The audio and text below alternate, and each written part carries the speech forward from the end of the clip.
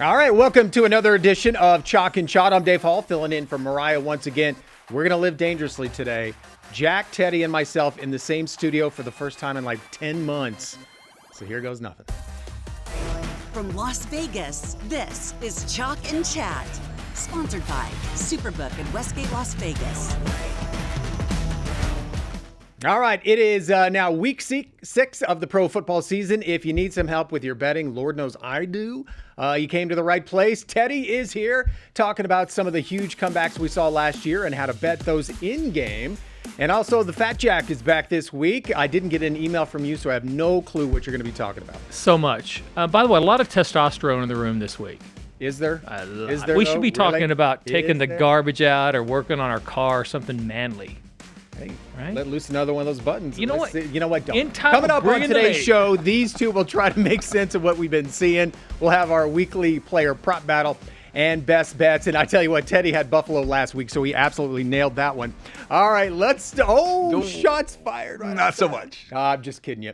All right, well, Teddy, let's start with you. Week 5, we saw all these crazy comebacks, and then Philly finally got burned as well. Sure. I mean, dazed and confused if you're betting this stuff and watching your team leading by double digits. 6 different teams blew a double-digit lead in pro football last week. Philly up 14 against Denver. All that locker room chirping, all of a sudden it's a concern. They've been outgained in all 5 games so far. Philadelphia, maybe something there, even though they're 4-1 straight up. They blew a 14-point lead last week. New Orleans, they were 11 points down against the G-Men, and then the G-Men did something that has only been done 4 times this century. 5 straight drives where they turned the football over. New Orleans comes back to win. Carolina, 17 points down against Miami. Miami's body language was not good during that comeback. In Carolina, 2 home games. They've won them both, Jack. It was a bloodbath last week. I mean, literally. And all those are bad teams. And we're not talking about good teams that are making it up at the end of the game. We're talking about bad teams you think you could take a nap or go watch Walker, Texas Ranger or something, and they're all coming back and winning late. I mean, really, Is that show really. still on? That and, I think you watched that and Dr. Quinn Medicine Woman, and the same deal, on like Crazy Saturday night. Yeah, Let's PBS. go. Let's get Let's after go. it. Yeah. So, definitely a tough week for people who like to play front-running teams. Sure, but that wasn't it. I mean, that's just a half of it. The craziest comeback of the year so far was what Tennessee did against Arizona. You had the ball bouncing off Kyler Murray's face mask. You had the interception for Arizona that turned into a touchdown for Tennessee. You had DeMarcado fumbling at the 1-yard line, at the 1-inch line after a 72-yard touchdown scamper that wasn't. And Tennessee actually wins the game straight up. Washington coming back from double digits against the LA Bolts. They had a punt return touchdown call back. 1st and goal from the 1. Herbert interception. Washington gets the win by margin in a game they rallied from double digits. And then Monday night, we saw more of the same. What'd we have? A 99-yard interception return touchdown against Patrick Mahomes. Trevor Lawrence falls down, picks his nose, Twice. and then scores the game-winning touchdown anyway. So we've seen insanity. So if you're hedging in game, especially when you see the momentum change, opportunities to make money. But if you had some of these teams that lost with double-digit leads, I did, not so much fun, Jack. You enjoyed the Monday night game? I did until about the 3rd quarter. And Trevor Lawrence, he's your favorite, I guess.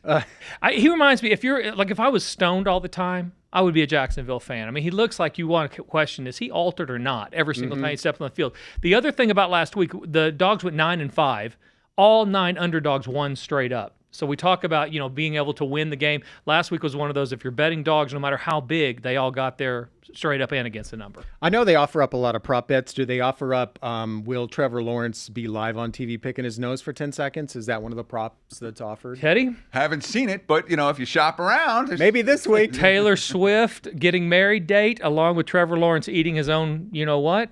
That's a parlay for the ages. Let's All see right, if we can get down. going off the rundown a little bit, but these teams that lost these crazy games last week, is there a trend coming this week? Do we see a bounce back from these teams that had these weird losses? So one of the things that I look for is bad teams off a win as being a team to fade the next time around. Okay. That's certainly something that stands out. So when you have a team like Carolina or Tennessee that rallies from a seemingly insurmountable deficit and they win the game straight up, there's we just won a game, and that sometimes is not so good the following week. Recency bias, you give more credit than it's probably deserved at the time. Sure. All right. That's a decent start, Not mostly by Teddy. You didn't really do much, I Jack. But sprinkled in a couple of we're things used here to and there. that. Yeah, your Texas Walker thing that you seem to watch still. That's all we got. All right, we're just getting started here on Chalk and Chat. Coming up, we're talking bad defenses, great offenses, and the only still winless team, New York. You're watching Chalk and Chat, sponsored by Superbook in Westgate, Las Vegas. Is there any team that you're like rolling over every week until they prove you wrong, that you're just riding with them? I'm kind of partial to Detroit. I'm a little Detroit friendly. I think they've got a good squad. I like betting more on UFC and baseball than I do football. You look like somebody that we don't want to tangle in the alley. No, You look no, like you. no, you can tangle with me in the alley. No, I'm not You'll be tangling. fine. You'll be fine. I'm too old to tangle. That'd be too. Yeah, yeah. Let's call it quits and go get a donut. Yeah, So. she's the scary one. Right? You know? Baltimore keeps choking, so I don't even want to put them in the conversation, but is there an AFC opponent that you think could give them any issues? Maybe your Bolts? Yes, the Bolts. That's exactly right. Because the defense, because again, Harbaugh is a huge defensive guy. He knows what he's doing. Great coach. And so I think that is your AFC matchup. Have you gone down the New Orleans rabbit hole? This year there's a lot of value playing with the New Orleans. They've done nothing but underachieve even with that extra value with the numbers. Have you gone to that at all? No, I have not. And I'm in this big survivor pool downtown. It's a $100,000 entry. And most people pick teams to bet on, like the good teams to bet on. I actually do some handicapping for those survivor type of pools. On the other side, who am I betting against? And New Orleans was one of those teams that you look to bet against. But yet, they're even making it tough at the end of the game sometimes, you know? If Usain Bolt was racing Joey Chestnut in 100 yards, but they had to eat 2 hot dogs before they ran the 100-yard race, who would win? Boy, I'll still go with Bolt. I mean, he's amazing. The things he has done. And I like Joey Chestnut, by the way. I actually like him. I follow his stuff. The greatest athlete ever I love to compete in sports. He basically choking a guy out and winning his competition Jack, at the you same want time. to tell him why his pick is you're wrong? incorrect. That's the only one you're wrong about. Wow, why? Because the average guy takes 7 or 8 seconds to eat a hot dog. Joey Chestnut takes 3. Oh, he I would give go. an 8 seconds head start after Okay. the hot dog. How eat. long is it? 100 yards. 100 I got yards. 8 second start. I don't think both I'll be catch. real blunt. I might now that you're saying that, I might be able to beat him. You're the guy. Yeah, All I right, could beat him. I could beat him in Forget 100. Joey. 100 yards, I'll get him. Pay-per-view Now that you're coming our saying way. it, yeah. You know what? We're going to talk after. I forget the sports betting. We're going to go ahead and get this thing going. Nobody wants to see that. You don't want to see him run at 100 yards after eating 2 hot Or dogs? you. That would Or be you. super hot, right? All right, it's only week 6. We already have no undefeated teams left, and we'll only have one winless team, that team up in New York. And Teddy, it's really their defense that's been pretty awful, right? Sure. And going into the season, everyone thought Justin Fields in the passing game was going to be very dicey. And Fields has been okay. We'll talk about him in just a few minutes. But from a defensive standpoint, something that's never happened in league history is worth mentioning. And that's 0 turnovers forced in their first 5 games. That's what Gang Green has done so far this season. We're talking a bad defense. I mean, what about Baltimore? They've lost 4 games. They've given up 41, 38, 37, and 44 points. This defense was supposed to be elite. Well, not when they're missing 7 starters like they were last week.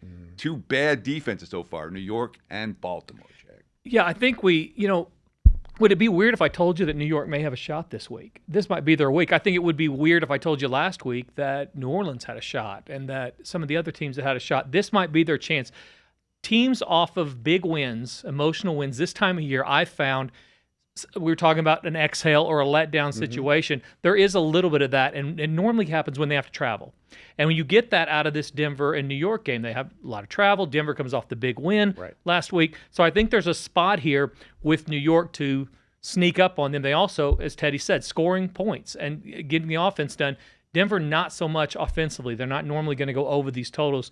New York over 6 of their last 7 games. So I think that you can find, just this time of year, there are little trends that will lead you the right direction. The other one that's in that exact same spot is, who the other one?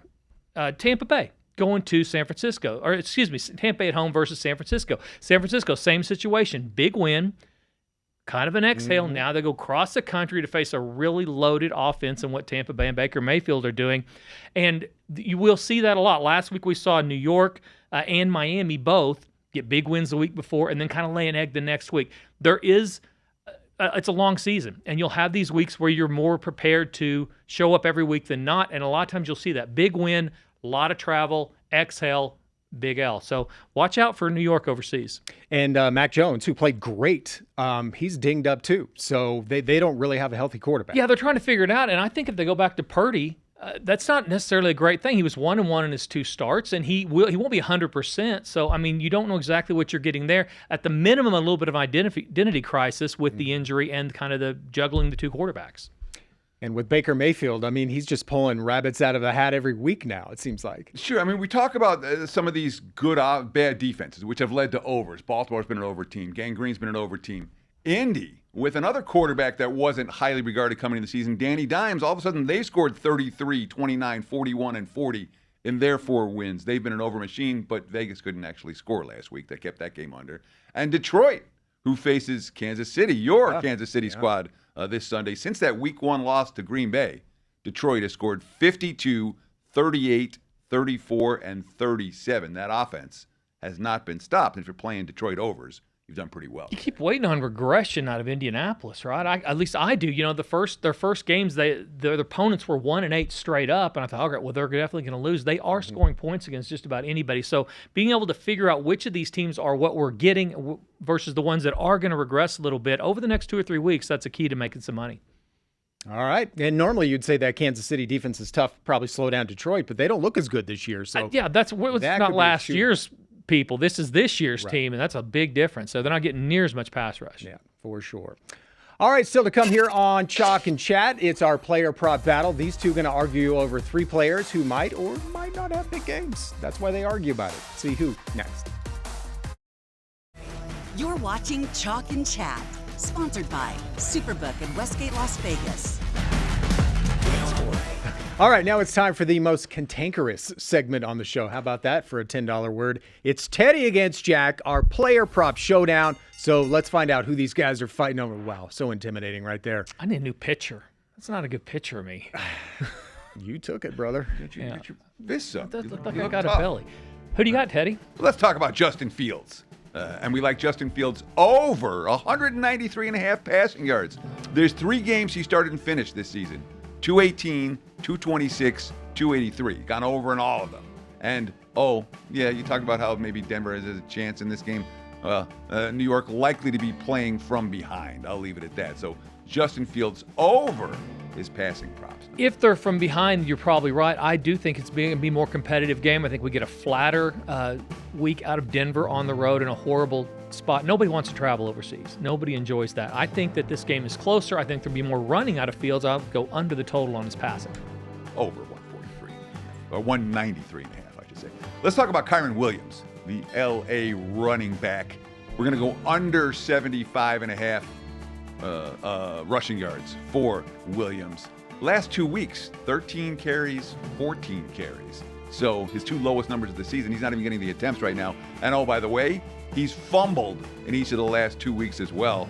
We know that Baltimore's defense has been awful. We talked about Baltimore's defense being awful. Only one way for that defense to go, and that's up. I think they can only get better. Kyren Williams under his rushing yards. Good gamblers have gone broke betting on trends to end. If you can't stop the run, they're going to keep force-feeding him, and I don't need a bunch of carries. I just need one long one. I saw that last week out of a couple running backs. 1 carry. Kansas City had 1. They under the whole game, and one total took him over. I'm going to go over. I think he gets enough attempts against a bad defense that's given up about 30 a game. Let's go over. Well, we talked about Trevor Lawrence again and again. You made Spicoli references to Trevor Lawrence. Whatever it is. So he has long hair. Big deal. I used to have long hair. You ever have long hair? I'm not afraid of the... No, I had a mullet back in the day when all the ladies loved it, and then I cut it off and went short. Did they, though? Did they really love it? In my mind, they really loved it. In your mind, they did. Yeah, I look just like Trevor Lawrence. We're taking the under on ladies loving Jack's mullet. That being said, Trevor Lawrence to throw an interception this week. We're going to take the yes. Over a half an interception, minus 150. Have to leave a little bit of juice with this, but... he's thrown at least 1 INT 4 times in 5 games this season. He would have thrown 2 on Monday night, but 3 different KC defenders decided that they didn't actually want to catch that pass, and it fell harmlessly to the ground. Seattle coming off a dismal game on defense versus Tampa. They rank number 2 in interceptions so far this year. Only the Jags have more. Lawrence to throw a pick. Yeah, he does not take care of the ball, but I think he'll do a better job, and they're going to try to run it first and foremost as well. Let's go. Only no picks this week. All right, fellas, good stuff. Coming up finally here on Chalk and Chat. It's the segment we've all been waiting for. These two close their eyes and threw darts at a dartboard. It's their best bets, including one pick that might surprise you. You're watching Chalk and Chat, sponsored by Superbook in Westgate, Las Vegas.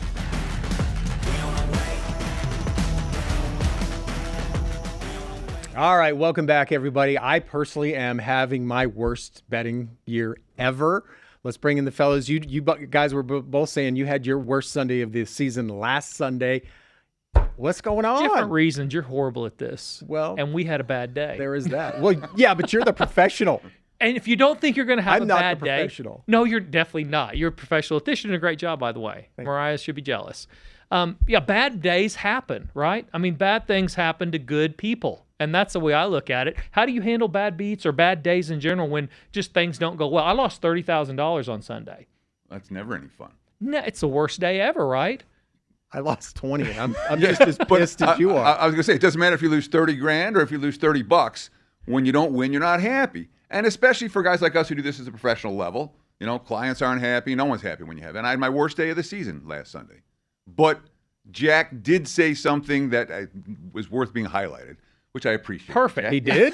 Yeah. Wait, please do tell. First? Do tell. Tell me more. We said that you're not going to win every week. And it doesn't matter how long you do this, how good you are. There's going to be swings. There's going to be ups and downs. And if you can't handle the downs, you probably shouldn't be sports betting. How you handle the downs is going to have so much more to do with how your overall long-term success than the handle the wins. Everybody's a good winner, but not freaking out when bad things happen. That is literally, in my opinion, the key. Don't break your TV. Don't throw the remote control, and don't overreact because it's just one day. Take a deep breath. Things are going to get better, as they will with these free plays as well. Would you guys ever recommend, like, if someone's like really just on a total losing streak, just like take the weekend off? Just spend time with the family, or you're always like, well, let's get back in the grind here. I've done it myself.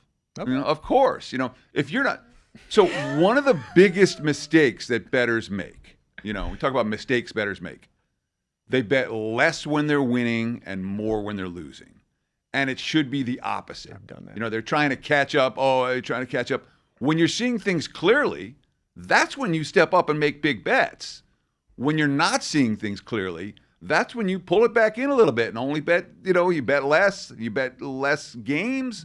But when you're seeing things clearly, that's a good time to get down. Think about how, how, like, oh, I got to protect my little profit. It's like, no. That's when you let it go. Think about how you're going to judge yourself a week or two from now also. I mean, because if things go bad on Sunday, you don't want to look back a week and say, you know what, I should have behaved differently. And that comes with experience. I mean, guys that are just starting this, they're going to make bad decisions. We've done it all before. But after time, you're like, okay, let's not do anything that I'm going to regret a week from now. It's like going out at Like night. your wife back in the day? Bingo. Yeah, it's exactly right. One time and now you're done. All right, Teddy, I was giving you crap earlier because you did have Buffalo. I did. And you were not alone. A lot of people were riding Buffalo last week. It didn't go your way. So what's your best bet this week? Was a wrong let's side. Bounce back. Yeah, because look, I'm not going to win every pick on this show, but we're still hitting 60% here for the season, and I'll take that anytime. And yes, we lost last week. Let's see if we can get it back with Las Vegas -4. What? Ooh. Exactly. So I've used Pete Carroll's squad once on this show this year. That was week 1 when they went to New England and won the game straight up. I think this is that kind of spot as well. That's the only win that they've had all year. Look, it's desperation time for the home favorite. It's circle the wagons time. They should be healthier at tight end this week. They should be healthier on defense this week. But as much as this is a bet on Las Vegas, -4, and again, if you shop around, you can find 3.5 out there right now. But this is a bet against Tennessee more than anything. Bad teams off a win. You saw what happened to G-Men last week. You saw what happened to Miami last week. You saw what happened to Cleveland last week. Well, Tennessee stole one, positively stole it against Arizona. Well, Arizona kind of gave it to them. More lucky than good. I think they're a clear fade here. Las Vegas, -4. I like it. That's a good one. Might be a homer pick. Maybe. Might not be. All right, you weren't here last week, so I can't give you crap for can't. losing. No, but- Jay's in charge of Jay's place, not Yeah, me. and he lost, so did. we're going to blame you for that. I would have definitely won. Okay, whatever. Definitely won. All right, who do you like I this did week? win the week before. We're going to go with another total. Let's go over. Worst team in the league against the run is Chicago. Can't stop the run. If you can't stop the run, you're going to give up points. They are going over on a consistent basis, over 4 of their last 5. Washington also, quarterback back, scoring more points. They got 27 last week against LA that plays in, they're top 5 or 6 defense in the league. So they're going to score some points as well. I think this is a who can score last type game. I do think that Williams is getting better as well. So let's go over the total with Chicago, Washington. And we all remember how this game ended last year with that Hail Mary and the Chicago guy mocking the fans. Yeah, Washington is definitely remembering that. Chicago's had months of therapy to get it out of their memory. Also, the fans have as well. All right, as we enter week 6 here, are we starting to get I know it was last week was rough, but are we getting a better picture of who are teams we can trust and teams we should probably avoid? Any trustable teams? So there's lots of teams that not to trust. It's pretty clear who the worst teams are. But you talked about Indy as a regression candidate. I think Indy might be real. Only time will tell. It's still a little early. I tell you, some of the players' props, though, have been really consistent. Scadaboo over. Puka Nacua over his total. Actually, Kelsey's playing better. So I've been taking advantage of some of those. So, yeah, right now you got to spread it out a little bit because some of these teams cannot be trusted just yet. All right, fellas, that was fun. Got through it, right? First time I worked with you guys in 10 months. You drove the boat perfectly down the middle of the lane. The boat? Are we going to buy? Are we buying or selling boats? We're selling now, but if we had one, you're driving it straight. That's good. We didn't sink today. All right. Well, thank you guys so much for tuning in to Chalk and Chat. Mariah, we'll be back next week. Have a lot of fun watching football this weekend, and we'll see you back here next week.